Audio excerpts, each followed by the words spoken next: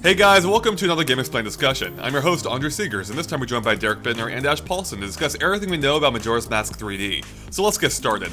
Alright guys, Majora's Mask 3D was finally unveiled a few months ago, and normally we would do a discussion right after, but there's so much stuff to talk about, we're only finally getting to it now. Which is probably a good thing though, because some news has come out since then about what they're changing with the game, which is pretty interesting. And for the most part, it sounds like it's going to be a very, pretty faithful port, only with much better graphics as we've seen in the trailer. But on top of that, they're of course adding, 3D support like Ocarina of Time.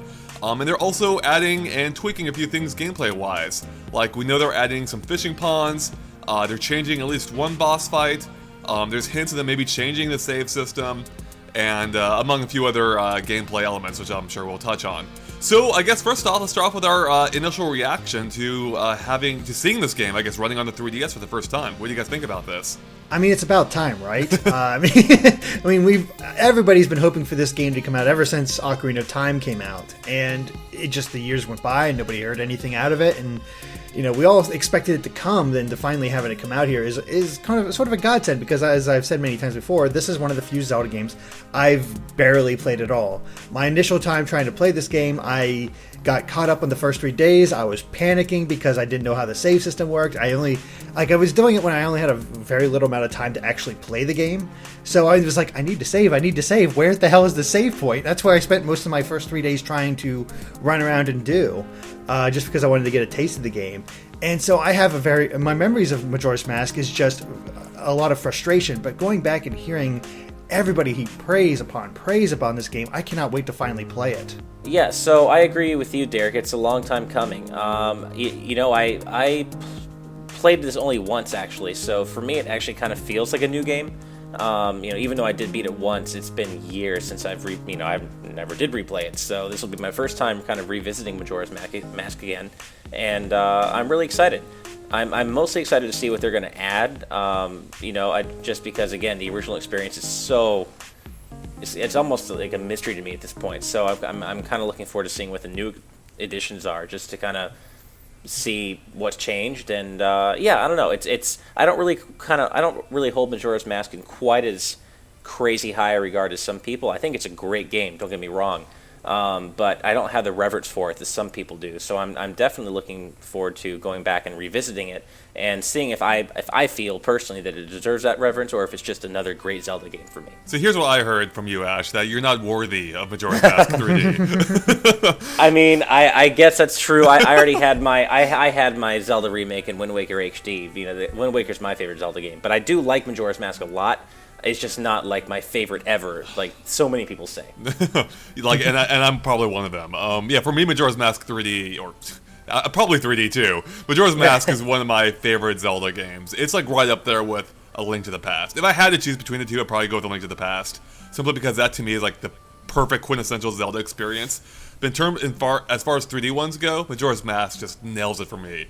It created this like super compelling world that I felt is all the more immersive because of the time-based mechanic, which I know is a point of contention for a lot of people. You either love it or you hate it. I don't think there's much middle ground there, and I was one who loved it, but I felt like it actually made me feel like a greater part of the world, where every action had weight to it, where anytime you diverge or take too long doing something, you're compromising your entire, the entire reason for what you're doing. I'm super stoked when they finally announced this game, even though we basically all knew it was coming. It's kind of surprising it took them this long to finally get to it, but I'm just glad that it is here, and it looks really good on the 3DS. It basically looks, I've heard people describe games this way before, like HD remakes, and it really kind of fits in here too, where it looks as how you remember it. But if you go back and play Majora's Mask, you can see the new one looks a lot better than the original. Right. But it looks how you remember it, through that through rose-tinted glasses. So, anyways, I guess we should start talking about what they're updating here. For me, I think one of the coolest things they're doing, actually, is adding fishing. I love fishing in the original Ocarina of Time. It was just it's such a fun thing to do. And they're adding 2 fishing ponds into this game. So I'm curious to see if they're going to try and tie it in at all into the game. Like, tie into the mask system, maybe? Like, will you get some kind of reward? Or, are they just going to throw them in there and have it be a completely side thing that has no effect at all within the greater context of the game? I guess that is the big question because, how fishing seems so anachronistic when it compared to the rest of the game. Everything's rush, rush, rush, do, go, go, go. Try to get all this done as much time as possible, and then there's fishing, where you're sitting around waiting for a fish to bite and then reel it in. Which it seems so weird to me, but everybody loves fishing in the Zelda games, and they did say that there are apparently like 2 monster fish in each pond, or one monster fish for each pond. So I have to imagine that monster fish has to be something important. So maybe it seems to me like they're adding it as part of the game and that it's part of the 3D cycle. So it's not like you go off to a separate area and all of a sudden time stops for whatever reason. Mm-hmm. Yeah, it does sound like the time will continue on because the director explicitly mentioned the fact that he liked the idea of you being able to fish while the moon is like coming down crashing, overhead, which is kind of awesome. Yeah, I do wonder if they're going to... I mean, this also extends to things like heart pieces, too. So I wonder if they'll maybe switch up at least a few of the heart pieces so that there are now rewards for fishing. But more than that, I seem to recall that in Ocarina of Time, when you were fishing, time moved more slowly. That's true, it did. And outside the fishing pond. So, I do wonder if they're going to kind of, mark a return to that mechanic where you'd have a little more leniency when fishing in terms of the overall time. And also, B, I wonder if maybe this signals that they're maybe going to make the time limit a little more lenient in general in Majora's Mask 3D, just so you're not rushing around quite as much. But I also feel like if they did do that, that would draw a ton of complaints from fans. Because I know that's something that a lot of Majora's Mask fans love, which, me personally, time management in games is something I'm not a fan of, so I totally respect why it needs to stay the same in the context of the game, but in terms of it, my own personal taste, maybe it would be nice to have a little more time just to, mess around. But I also know that would be going against the theme of the game. So, well, they do have that song in the game that allows you to slow time by. That's right. Yeah. Mm-hmm. They could increase that even more because even with the slower time, I'm sure people still had issues. I do feel like that. The whole game was balanced around that amount of time. So I feel like any tweaks to that could have drastic effects, especially because events are synced to that time. So if you slow it down, characters will travel from location to location even slower. So right. I wonder how that might work. It could work maybe as like a difficulty setting, like if they added, hey, is this your first time, or do you want a longer day? And conversely, they can make days shorter too for like a harder mode, which I think would be kind of neat. As for the having bigger fish, or having a big fish in the pond, monster fish, they had something like that in Ocarina of Time, being the Hylian Loach. And I remember it being all this like maybe lore, for lack of a better word, like around this fish. Like I remember, remember Ocarina of Time came out when the internet was just barely becoming a thing. You didn't have people videos on YouTube, but people finding this fish like right away and posting it on there. And I remember there was this website I used to go to called Nintendorks. And at E3 one year, like when they all gathered together for E3, one of them caught it while in the hotel room, and the room just like erupted in applause. We're like finally catching this mysterious fish. And it'd be amazing if they could capture like some of that again with these monster fish here. Well, I guess in this game it would be the Terminal Loach, right? Yeah, I guess so. That's right. Yeah. Or maybe that's why it's a monster fish show. Maybe it's from a different dimension. That is awesome, though. I actually didn't really think about it in that context of the internet really only getting going as Ocarina of Time came out. So that's actually a really good point. So getting back to the time-based thing, though, we do know it sounds like they may be switching up the save system as well, because I think we see in the trailer or somewhere where when Link resets when he plays the Song of Time. It doesn't display the same thing it did in the original Majora's Mask, asking you to immediately reset to the first day. And I wonder if the save system is something that they would switch up for the 3DS one. Because in the US version of the Majora's Mask, they already tweaked it from the Japanese version, where in the Japanese one, the only way to save was by resetting time, which would be a giant pain in the butt. Whereas in the US one, they actually added the ability to save at any time by going to owl statues. But you still had to, quit what you're doing and go find an owl statue. So I wonder if this. Oh, also though, if you did that, you had to resume for that point. Like you couldn't reset the game afterward, because then that would reset your entire 3-day progress. It was basically just a what's the word I'm looking quick for? save. Yeah, like a quick save, right? So I wonder though they might basically add a functionality to doing it anytime in this game. Where you play a song at a time, you can resume right from that point. I think they probably will, just because it is a handheld game now, and they want to have that pick up and play mentality where you can just, pop it open for 15 minutes while you're standing in line, play a little, feel like you've made some sort of small progress, and then close your DS. So I'm almost expecting to see that, to be honest. Right. Yeah, I hope so. Actually, I didn't even realize the owl statues, because I don't believe you could save like that at the owl statues in the original game in the first 3 days, like that first sort of prologue thing, where you're stuck as the Deku Knight. Because I was, That's right. like I said, I was panicking. I was like, Yeah. where the heck do I save? Yeah, you needed a sword to activate the owl statues. That's why you couldn't the first 3 days. I think a save system like that would help alleviate a lot of the trouble that I had, because there's, like I said, there's this pure sense of panic, and I get that a lot with these time-based games. So a good save system that helps alleviate that to any degree, I think will help me enjoy the game that much more. Because it is. I don't know what it is, but time limits just make me panic so much, especially in games like that. Like even the original Pikmin, I was panicking for the first little while just because I was like, okay, how much time do I have to do all this stuff? Am I going to run out of time? Is what's going to happen? So I think a new save system is probably a necessity, especially since it is, a handheld game. Yeah, I mean, I totally feel your pain, Derek. I every game that has a time management, mechanic, I panic, and I feel like, am I doing things right? I have this constant specter of like, wait, am I doing things right? Maybe I'm not doing this soon enough, or I'm doing things wrong, And that's how it should be, because you're trying to save the world.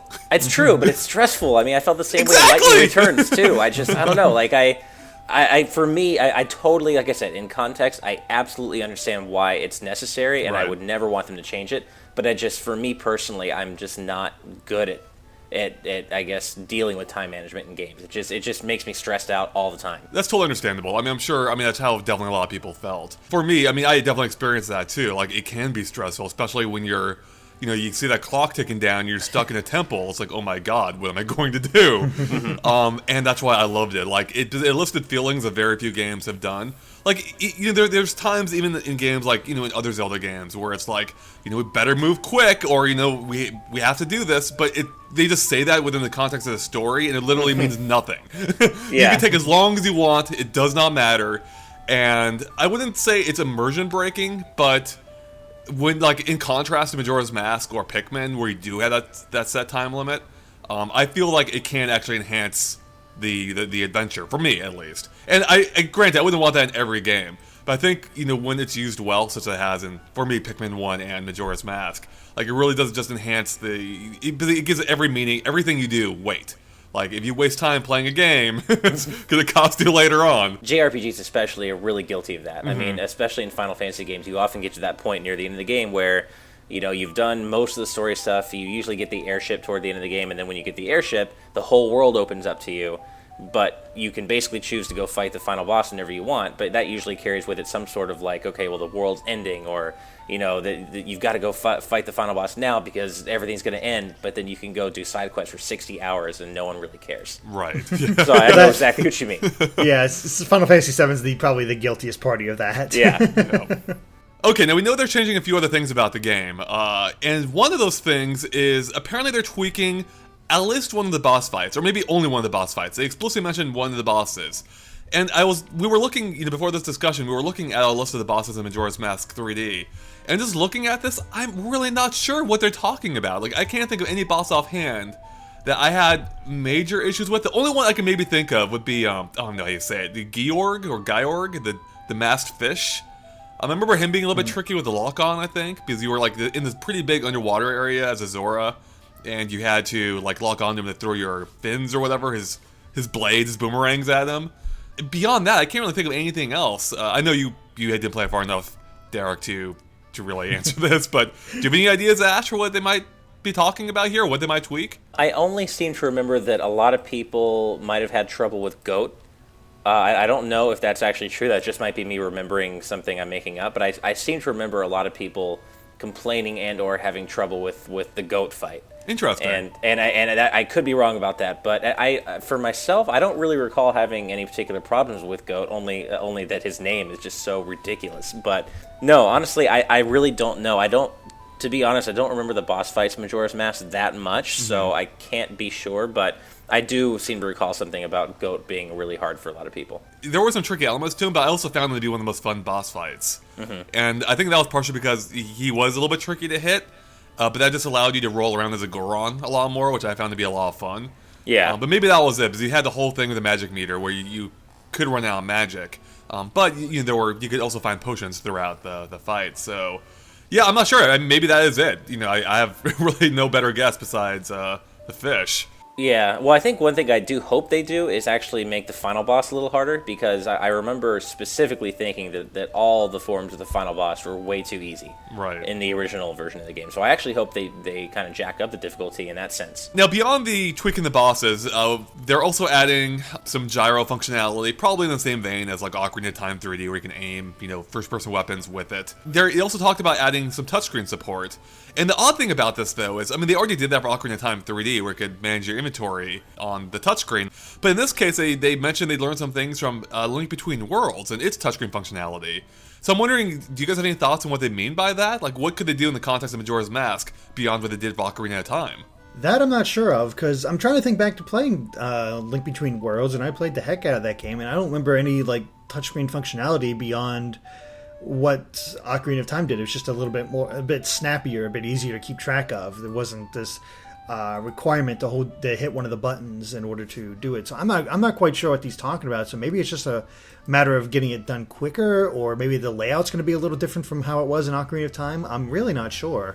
I was thinking maybe the quick select feature, because Link Between Worlds did have that quick select feature, and that would be perfect for the masks. That is a really good point, actually. Yeah. So that's kind of what I'm thinking they must mean, because beyond that, what else could it really be? It's just going to have the same touchscreen functionality that Ocarina did, which, to be fair, really changed the game. It's something so small, but it really at least changed certain parts of the game a lot by not having to pause all the time and enter the equipment menu and then pause back out. So that really actually did streamline the gameplay a whole lot, and I think the same will be true for Majora's Mask.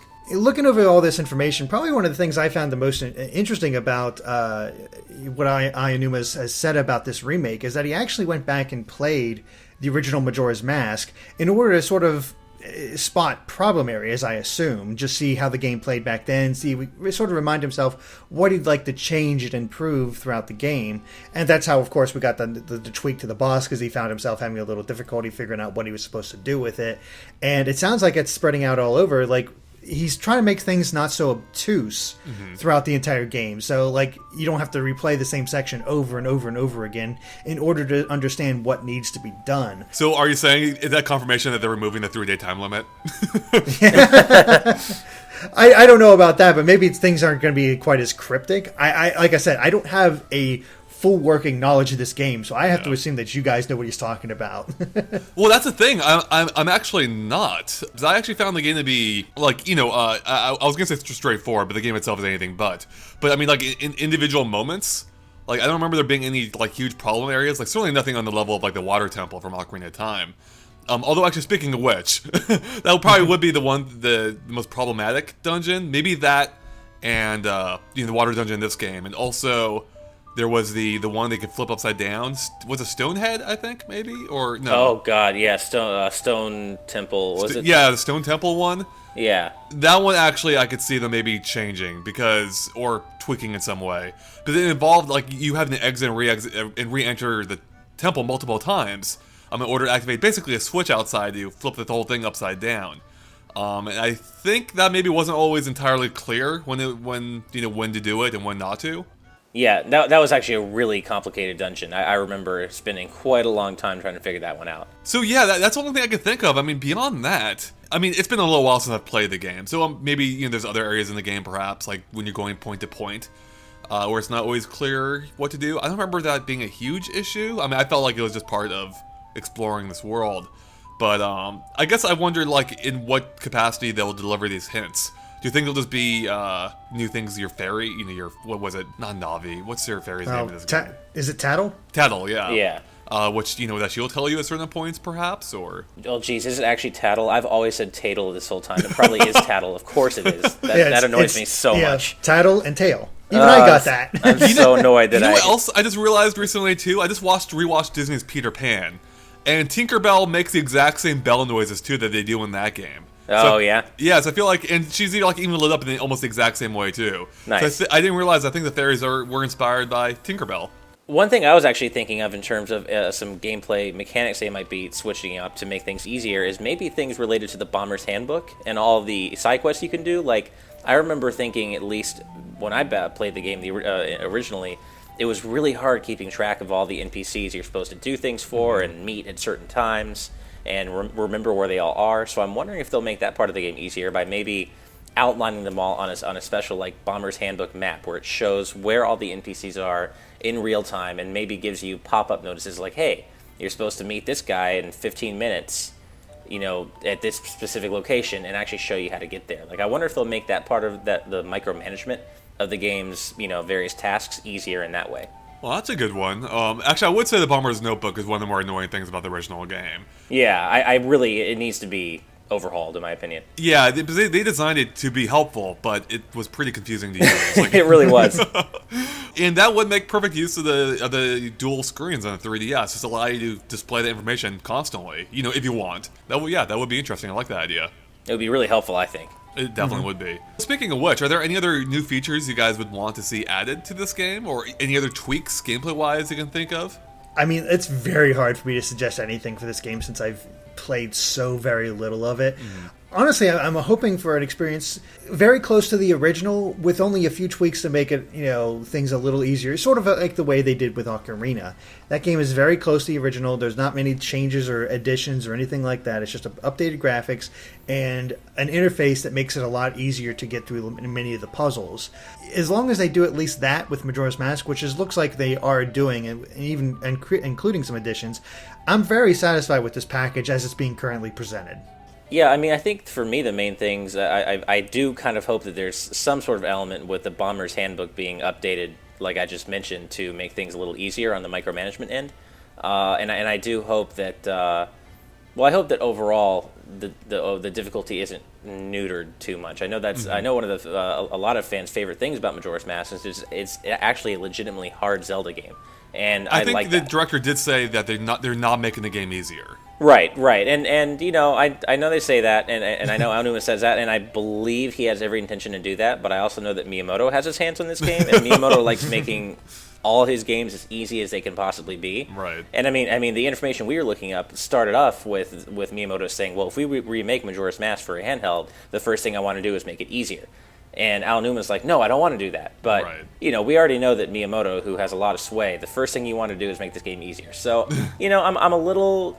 I'm going to wait and see if it actually gets easier. The weird thing is, in this case, so they did mention they're not making the game easier, but they did mention they're clarifying some things or making it so you're repeating things less. But because of the way the game works with the time-based mechanic, if they're fixing those issues that took up time, they are actually making it easier. Exactly. Which, yeah, so I don't know. That's a little bit weird when you think of it in that way. Yeah, I mean, they're going to have to tread lightly because I know, Majora's Mask is a game that's really beloved by fans for very specific reasons, and if those specific reasons are messed with in any serious way, it's going to throw a lot of people off, and I think make them not very happy. Right, yeah. So it's definitely somewhat an area in which they're going to have to tread lightly. I think another thing I'd like to see, and maybe this is kind of encroaching upon the integrity of the original game too much. Just trying to do Wind Waker? Well, yeah, there you go. No, but I mean, I wanted to see this in Ocarina 2, and it didn't happen, but I think even a small extra dungeon, just to add some completely new content to the game, would be really cool for long-time returning fans. I mean, I know that they said the reason they didn't do that in Ocarina 3D was because it's just they wanted to, deliver the package as it was originally intended and not mess with it, and I respect that, but I don't know. I think it'd be cool to have something new for returning fans, like really new, like Link's Awakening Deluxe hat. Yeah, I was actually just going to mention that. There's precedent for doing this. Now, granted, in that case, it kind of threw off the whole balance of the game. It gave you a really good either shield or weapon, as I recall. But there's actually, I think, a perfect point in this game where they could add something like that.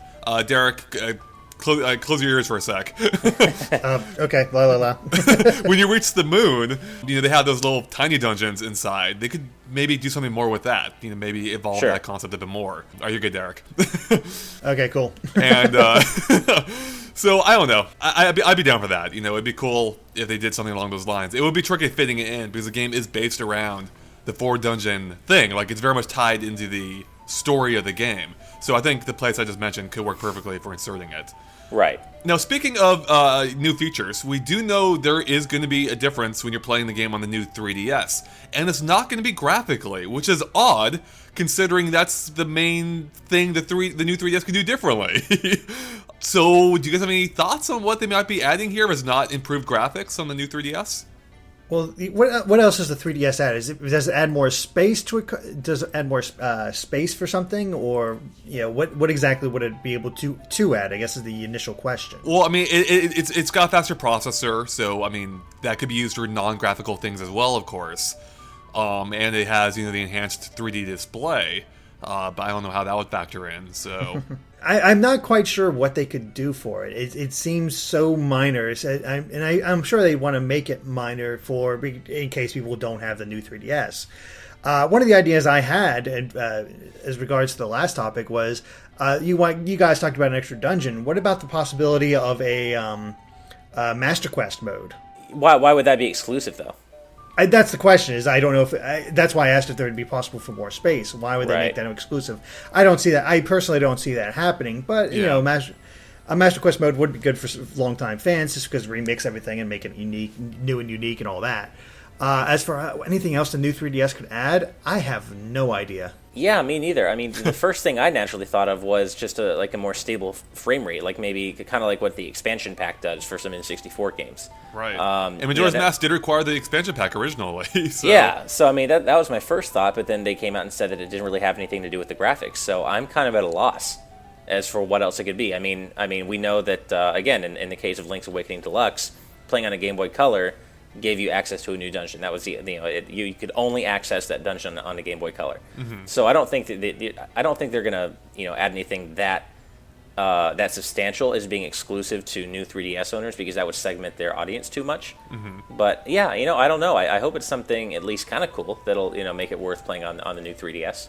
Yeah, I hope it's actually a feature that requires a new 3DS and isn't just a marketing feature to try and sell the new 3DS. The only other thing I could think of is maybe it ties into the Amiibo, but we know that the normal 3DS is getting that Amiibo, adapter as well that allows you to scan them in. Exactly. So I'm completely baffled. But speaking of Amiibo, actually, real quick, what do you guys think there's a chance they could incorporate that into the game? But I feel like it would almost fit perfectly with the whole mask idea, right? They could just add a whole series of cosmetic masks based on what Amiibo you have.